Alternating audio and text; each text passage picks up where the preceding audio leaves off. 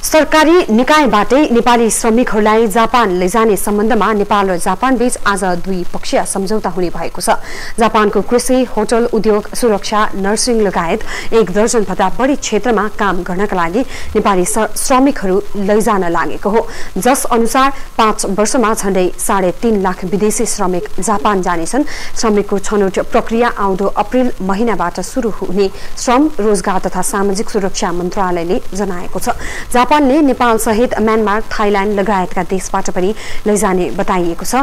भाषाको ज्ञान तथा कामको अनुभवका आधारमा उनीहरूले तोकिएको काम पाउन सक्नेछन्। जापानमा श्रमिकहरूको अभाव रहेकोले दक्ष र अर्धदक्ष दुवै खालका श्रमिकहरू त्यता लगिने सम्भावना रहेको बताइएको छ।